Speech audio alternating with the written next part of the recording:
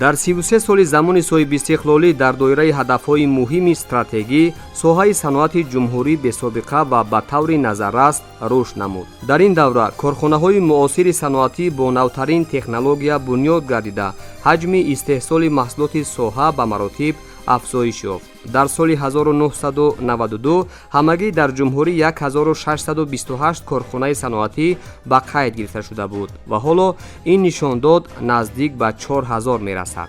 рушди бахшҳои воқеии иқтисоди миллӣ дар тӯли 3 даҳсолаи охир самараи истиқлол ва натиҷаи талошу заҳматҳои роҳбари давлат муҳтарам Эмомалӣ Раҳмон дар самти ноил гардидан ба ҳадафҳои рушд ва таъмини зиндагии шоистаи мардум мебошад.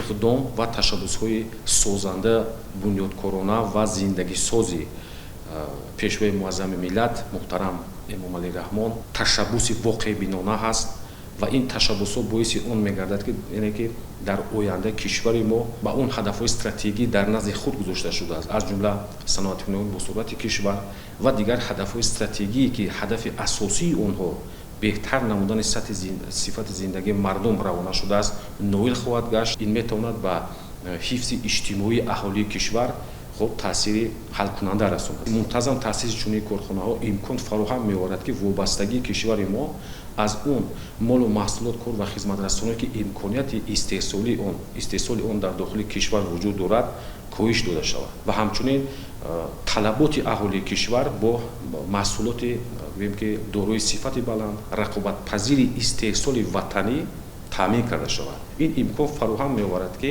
ашёи хоми ватанӣ мавриди коркард қарор гирад. Бинед имрӯз бисёри корхонаҳо дар соҳаи саноати дузандагӣ яъне насоҷӣ сохта ва истифода дода шуданд ки ин албатта бори дигар баёнгари он аст ки коркарди ашёи хоми ватанӣ аз ҷумла нахи пахта дар кишвар дар дохили кишвар мавриди коркард қарор мегирад, чунки ҳоло дар ин самт стратегияи соҳаи таҳия қабул ва мавриди татбиқ қарор дорад.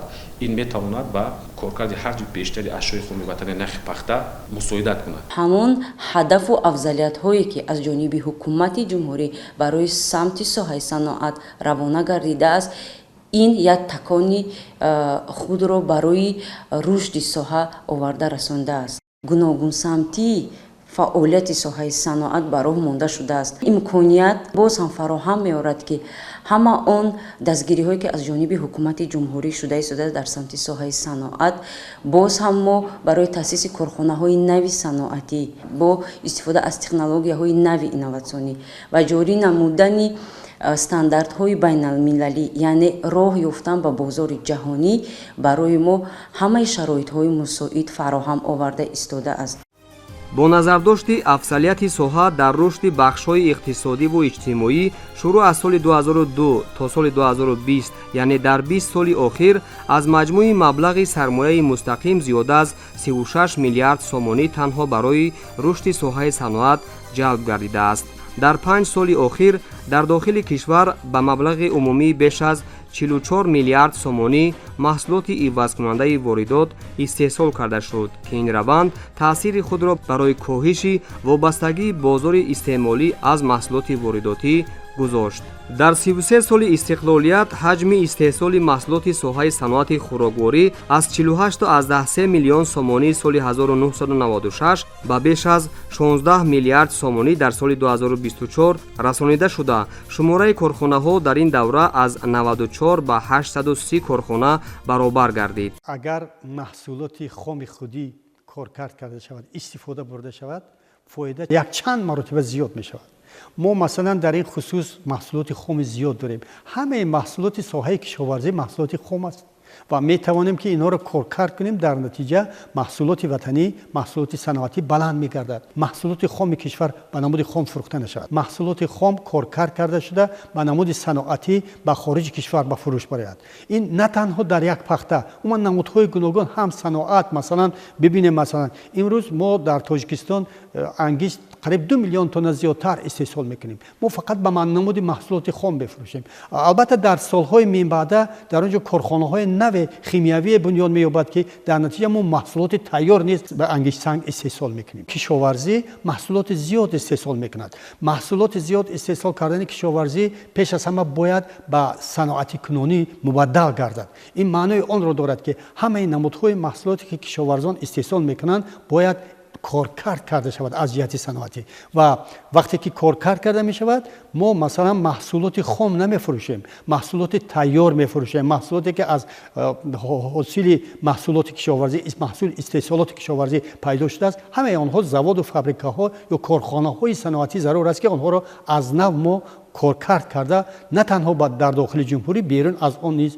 به فروش براریم. و من فکر میکنم که این نمودهای گوناگونی که در ساحه کشاورزی محصولات استحصال کرده می شود البته در آینده باز بیشتر صنعتی کرده می شود. جایهای نوی کاری البته خیلی زیاد می شود. صنعت یکی از ساحه‌های اساسی تامین کننده طلبات اهالی با محصولات خودی و بخشی مهم اقتصادیات تاجیکستان به حساب رفته رشد آن همیشه در مرکز توجه قرار دارد. در این زمینه در شهر دوشنبه در دایره هدف مهم استراتژی صنعتی کنونی با سرعت مملکت کارگاه و کارخانه‌های نو با خطهای معاصر تکنولوژی بنیاد و برقرار می‌گردند که انجام چنین تدبیرهای بزرگ در ساحه صنعت پایتخت نمونه عالی و دستاورد بی‌نظیر در سالهای اخیر به حساب می‌رود. هدف از راه‌اندازی این تدبیر پیش از همه استفاده ذخیره و اقتدارهای موجوده استحصالی، کارکرد اشیای خام وطنی تا حد نهایی، تامین بازارهای استعمالی با محصولات وطنی، رشد صادرات، صاحب شغل نمودن ساکنان، بهتر ساختن سطح اجتماعی اهالی و با همین راه تامین رشد اقتصادیات میباشد. سالهای اخیر به خاطر سزاوار استقبال نمودن جشن 35 سالگی استقلالیت دولتی، تدبیرهای سازندگی در تمام شهر و ناحیه‌های مملکت از جمله در شهر دوشنبه وسعت تازه پیدا کرده است. ساحه صنعتی پایتخت با بنیاد کارخانه‌های عظیم صنعتی رشد نموده، محصولات استحصال گردیده در برابر تامین طلبات اهالی همزمان صادرات کرده می شود. در دایره سالهای رشد صنعت در شهر دوشنبه نه تنها ساحه صنعت خوراکواری، ساختمان، سبک، همزمان ساحه صنعت ماشینسازی نیز رشد نموده، کارخانه‌های معاصر جوابگوی طلبات استاندارد جهانی بنیاد شدند که امروز فعالیت استحصالی را با نوترین تکنولوژیا به راه مانده‌اند. در شهر دوشنبه کارخانه استحصالی تجهیزات‌های برقی به استفاده داده شد. با آن زمان با جمع دوره مساج مهدی ایما فعالیت می‌نمود. ما باوری داریم که یکی از کارخانه‌های معاصر سیستم الکترونی و الکتروتکنیکی در بر میگیرد و در این کارخانه زیاده از 20 نمود تجهیزات‌های گوناگون برقی به راه مانده می شود و کارخانه روز تا روز حجم استحصال محصولات خود را زیاد نموده بازار داخلی را با محصولات تامین کرده ایستاده است که یکی از این محصولات اساسی آن این حسابکنک‌های برقی معاصر می باشد که در سیستم بیلدینگی تقسیمات برق و استفاده برق استفاده برده می شود. در تمام شهرها و منطقه‌های جمهوری تاجیکستان کارگاه و کارخانه‌ها روی کار رویند، مخصوصا در شهر دوشنبه. حالا دیده ایستادیم که روز به روز سلسله کارخانه‌های گوناگون در شهر دوشنبه به استفاده داده شده ایستادند. تدبیرها و امکاناتی که حکومت جمهوری تاجیکستان و برنامه‌هایی که حکومت جمهوری تاجیکستان برای رشد این ساحه پیشنهاد کرده است، عملی شوی این گونه برنامه‌ها و این گونه امکانات و دستگیری‌ها به آن آورد که که ما رشد ساحه رو مخصوصا در شهر دوشنبه دیده ایستادیم. از یک طرف اگر تامین مردم شهر دوشنبه با جای کاری باشد، از طرف دیگر استحصال مالی خوش صفت است و البته انامین با جای کار تامین بدن مردم از آن شهادت می‌دهد که البته زندگی مردم روز به روز بهتر شده ایستاده است. حکومت جمهوری تاجیکستان هم بهره آن کوشش به خرج داده ایستاده است که برای مردم زندگی شایسته را تامین نماید. تامینات زندگی شایسته را ما در تأسیس کارگاه‌های گوناگون، در تامین جاهای کاری به مردم، در استحصال مال‌های گوناگون نیاز اوله مخصوصا در شهر دوشنبه. ҳамасола бо назардошти афзоиши шумораи аҳолӣ талабот ба тамоми номгӯи маҳсулоти соҳаи саноат аз ҷумла соҳаи саноати хӯрокворӣ бештар мегардад ва дар ҳамин замина теъдоди корхонаҳо низ тамоюли афзоиш дорад. Бо назардошти ин дар шаҳру ноҳияҳои мамлакат барои зиёд намудани теъдоди корхонаҳои нав ва афзоиши ҳаҷми истеҳсоли маҳсулот тадбирҳои зарурӣ амалӣ карда мешавад. дар шароити имрӯзи ҷаҳон бунёд намудани корхонаҳои нав ва таъмини талаботи аҳолӣ бо маҳсулоти истеҳсоли ватанӣ муҳим буда, раванди мазкур ба рушди соҳаҳои иҷтимоиву иқтисодӣ мусоидат менамояд. бо таъсиси чунин корхонаҳо имконияти қонеъ намудани талаботи аҳолӣ бо равғани расанӣ мавҷуд аст ва соҳибкорон метавонанд бо истифода аз имтиёзҳои пешбиникардаи ҳукумати мамлакат хатҳои нави технологиро ворид намуда истеҳсолоти ватаниро тақвият бахшанд.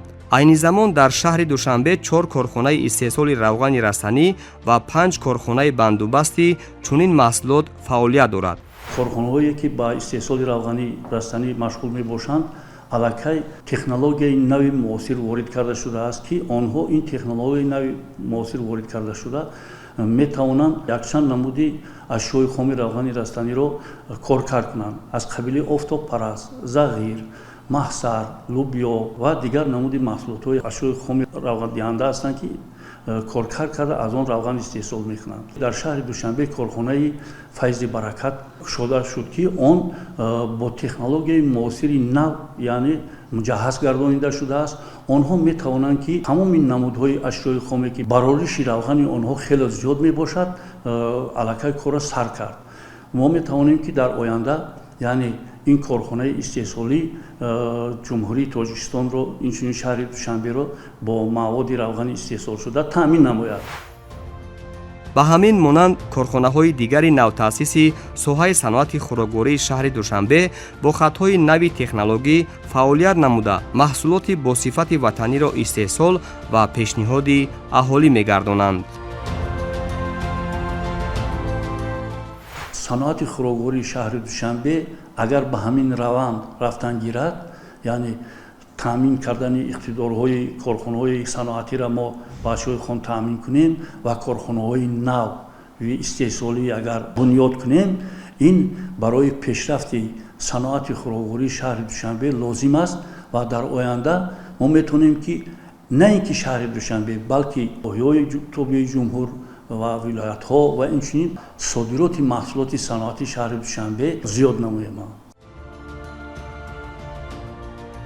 дар замони пайдоиши равандҳои гуногуни ҷаҳонишавӣ ва тағйирёбии иқлим талаботи аҳолии сайёра ба маводи озуқаворӣ бештар гардида истодааст ва ин омил таъсири худро дар қатори дигар кишварҳои олам ҳамзамон ба Тоҷикистон низ мерасонад. барои пешгирӣ аз чунин таъсирҳо ва коҳиши сатҳи вобастагии бозори дохилӣ аз маҳсулоти воридотӣ, инчунин таъмини талаботи аҳолӣ бо маҳсулоти асосии истеҳсоли худӣ, ҳукумати мамлакат дурнамои рушди бахшҳои муҳими иҷтимоиву иқтисодиро муайян намуда дар заминаи қабул ва мавриди амал қарор додани стратегия ва барномаву нақшаҳои мукаммал тадбирҳои заруриро марҳила ба марҳила амалӣ менамояд.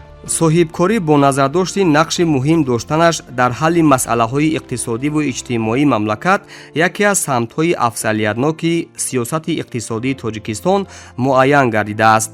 имрӯз дар доираи фазои мусоиди соҳибкорию сармоягузорӣ намояндагони бахши хусусӣ дар самти таъсиси корхонаҳои нави саноатӣ саҳми назаррас мегузоранд. фаъолияти бахши хусусӣ дар рушди ояндаи соҳаи саноат нақши калидӣ дошта, феълан аз ҷониби ҳукумати мамлакат бо мақсади дастгирии соҳибкории истеҳсолӣ ва ҷалби сармояи дохиливу хориҷӣ беш аз 120 намуди имтиёзу сабукиҳои андозиву гумрукӣ пешбинӣ шуда, дастгирии онҳо пайваста дар маркази таваҷҷӯҳ қарор дорад. ин таҷриба дар шаҳри душанбе бештар рушд намуда, соҳибкорон бо истифода аз шароити мусоид дар корҳои ободонӣ аз ҷумла бунёди коргоҳу корхонаҳои нав саҳми назаррас мегузоранд.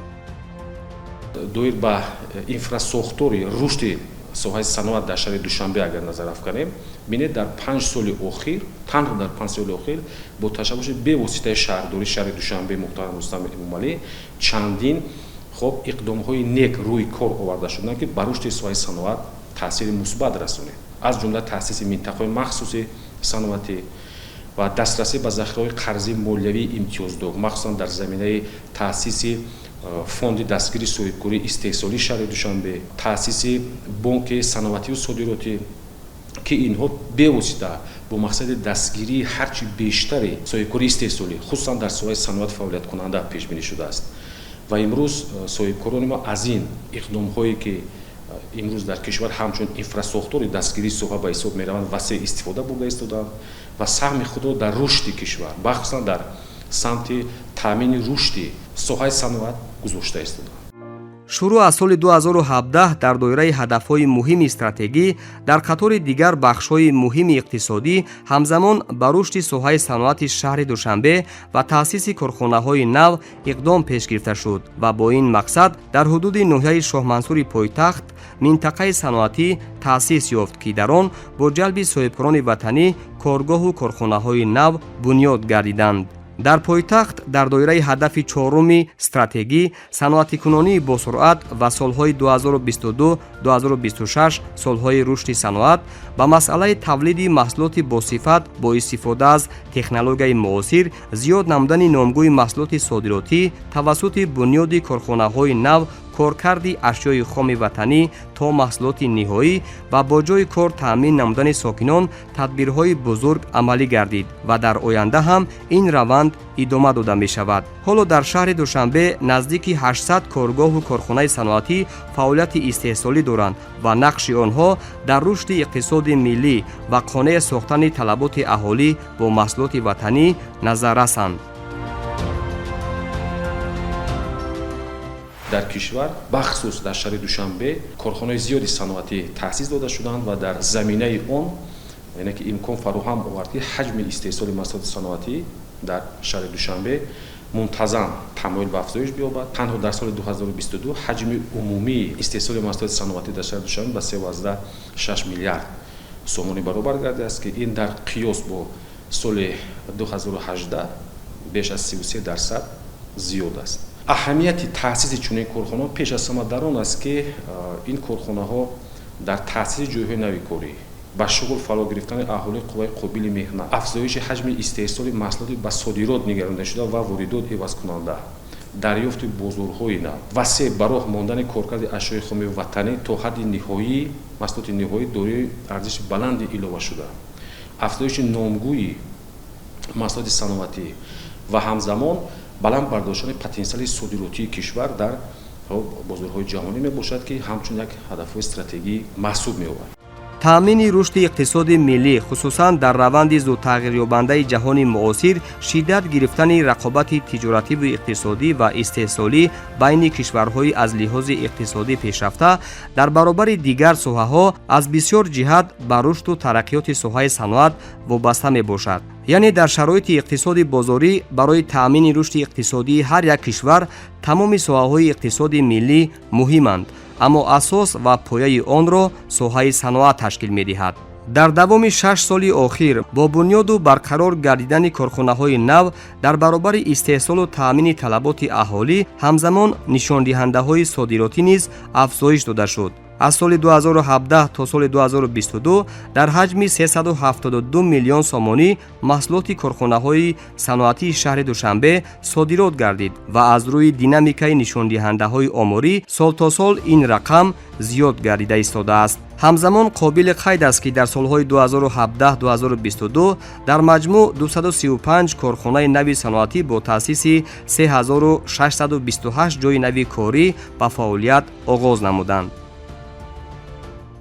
он молҳое ки аз хориҷ пештар мо ворид мекардем сатҳи онҳо кам карда шуда дар дохили кишвар коргоҳу корхонаҳое таъсис диҳем ки ҳамин гуна молҳоро аз захираву имконоте ки дар мо ҳаст истифода бурда истеҳсол кунем ва дар асл сол ба сол дида истодем ки ҳамин гуна молҳое ки барои содирот нигаронда шуда истодаанд рӯз ба рӯз истеҳсоли онҳо дар шаҳри Душанбе зиёд шуда истодааст ва ҳамин ҳам ҳаст ки вақте ки мол зиёд истеҳсол мешавад дар баробари нарх дуруст мешавад, дар баробари ин вақте ки таъминоти мардуми пойтахт бо ин гуна маҳсулот беҳтар мегардад он имконияти содир кардан ба кишварҳои ҳамсоя роҳандозӣ карда мешавад ва солҳои охир низ мушоҳида шуда истодааст ки албатта дар шаҳри душанбе ҳамин истеҳсоли маҳсулоти ниёзи аввалаи мардум бештар шудааст ва мардум бо онҳо дастрасии хуб доранд. дар раванди саноатикунонии босуръати мамлакат ва имконияту шароити мусоиди соҳибкорию сармоягузорӣ молистеҳсолкунандагонро лозим аст ки бештар ба сифати маҳсулот ва банду басти он диққати аввалин дараҷа зоҳир намоянд. бо бунёд ва ба фаъолият оғоз намудани корхонаҳои нави истеҳсолӣ иқтисоди миллӣ дар сатҳи зарурӣ таъмин ва сатҳи зиндагии аҳолӣ боз ҳам беҳтару хубтар мегардад. эълони солҳои 2022-2026 ҳамчун солҳои рушди саноат барои рушди минбаъдаи соҳа аҳамияти калон дошта имконият медиҳад ки дар шаҳри душанбе боз садҳо коргоҳу корхонаҳои нави истеҳсолӣ бунёд карда шавад.